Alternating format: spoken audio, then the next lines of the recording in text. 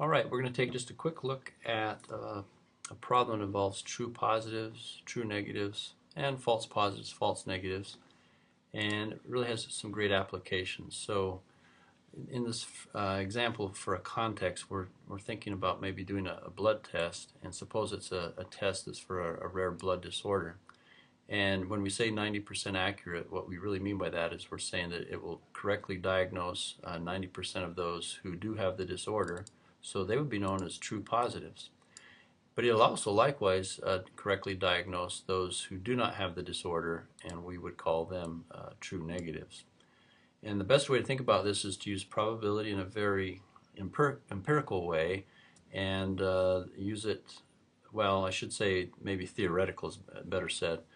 We could have gathered the data, and suppose in fact we really have. We've gathered data over the long haul, and maybe we know that the national average for incident rate is 1.5%. And that just means that they found through experience that roughly 1.5% of the population would have this blood disorder. So that being the case, then that means we could use that 1.5% and use a sample of 10,000, just a fictitious sample. And theoretically, we could actually multiply then that 1.5% by 10,000. So off to the right here, you'll notice on my calculator, I've done that. That's just a shift of 4 decimals to the right, of course, and that's 150.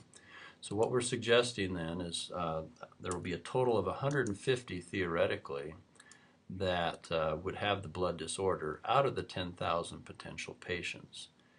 And since it's going to be a 90% accuracy rate, I'm going to next take 0.90. So I'm going to clear out my old stuff. Let's try that again.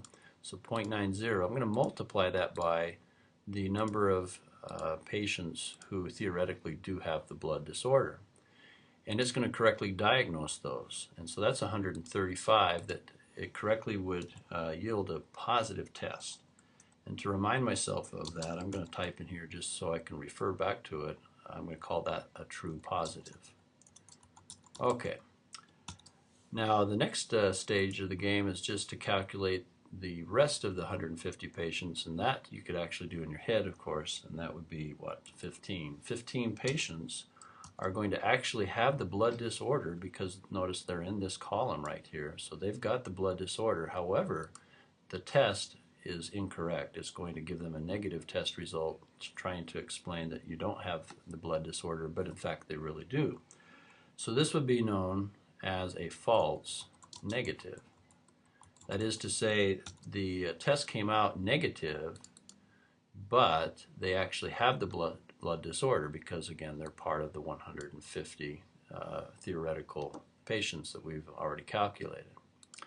Now to get the other total for the remainder of the patients, we're going to need to take the 10,000 over here in the calculator, or we could do this one, of course, in our heads. But I'll go ahead and type it out just so you can see it. We're going to take the 10,000 that was in the sample size and subtract out the 150 that did have the blood disorder. That suggests that 9,850 of the 10,000 do not have the blood disorder whatsoever.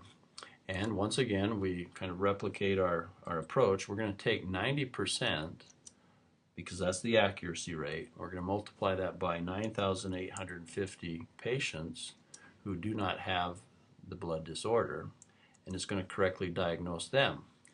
And so they would be tested out as negatives.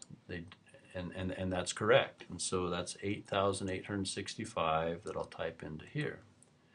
And that would mean that these individuals are correctly diagnosed of not having the blood disorder. They would be known as true negatives. All right, so a true negative result. Now to find the remainder, of course, nothing fancy. We'll take the 9,850 total who do not have the blood disorder and simply subtract out the true negatives, 8,865. What we get as a result, the 985, represents patients who were told that they do not have, they were tested positive, and yet they actually do not have the blood disorder. And so that's a conflict, and so that's got to be a false. And it wouldn't be a false negative, it would be a false positive. And you can always tell whether it's positive or negative based on which test you're being given at the end. So once again, the blood test comes out positive for these individuals, and yet because they are in this theoretical group, subset, the 9,850 group, we know they don't have the blood disorder, so this positive result is a false positive. Well, there are four possibilities, as you can see, and here they all are. Now, if we were to total them up, it could potentially help us solve the remainder of our problems that we're going to have. So I'm going to take the 135 and add that to the 985 on the first row to get a total of 1120. So I'll type that in there. And then for the next row, I think I can do that in my head. That's 8865 plus 15. That should be 8880. Check me on that, but I'm pretty confident that's right. 15 plus 65 adds up to 80. And you'll notice it shouldn't be any surprise to us that if we take those two subtotals and combine them together, we get the 10,000 sample size, 10,000 patients that were being tested.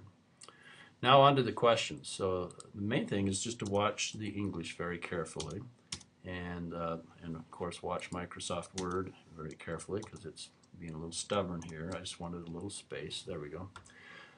Okay, problem one. Assume the patient is tested positive for the disease. Well, if they tested positive for the disease, they're on this row right here.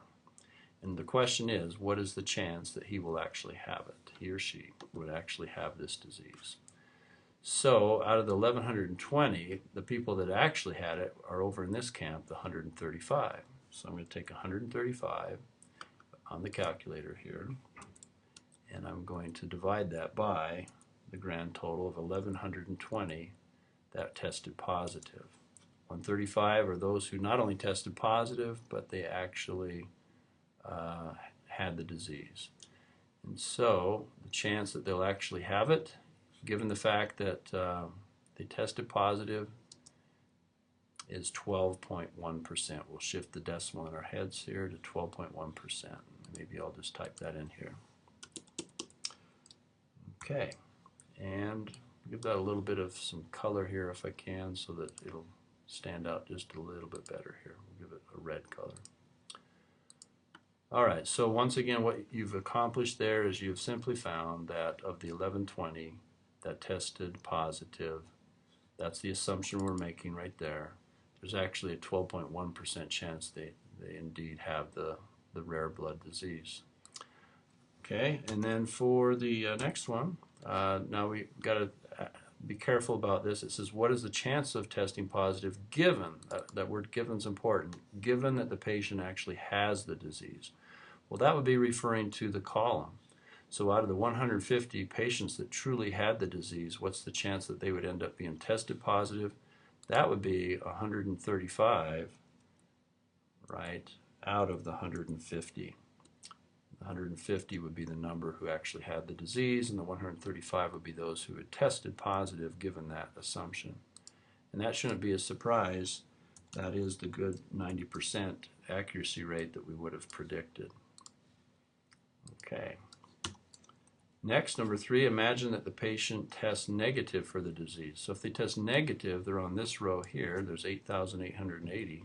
What's the chance that he or she actually has that disease? Well, if they have the disease, that would be the 15 right there. And so I'm going to take 15 and divide it by the 8,880. And that gives us about a 0.17%. 0.17%. I just moved the decimal 2 to the right to do that. A very, very small percent. Okay. And then finally, number 4, what is the chance of testing positive for the disease given, that keyword given, that he does not actually have it? Well, if they don't actually have it, they're in this column here, so that's 9,850. If they tested positive, that's 985. So we'll take 985 and divide it by the 9,850, and that's one we could have done in our heads. I think the calculator transposed on me there, but so let me try it one more time. That's 9,850. my emulator gets things backwards. It wasn't my fingers, I promise. And notice that's 10%, and again, that shouldn't be all that much of a surprise to us because that would be 100% less than 90% accuracy rate. And so that's basically what we have for our end results. And you'll, I think you'll learn a lot as you practice that. It gives you a great appreciation and a better understanding of what we mean by accuracy rates in the first place. Hope that was helpful to you. Good luck on the problem.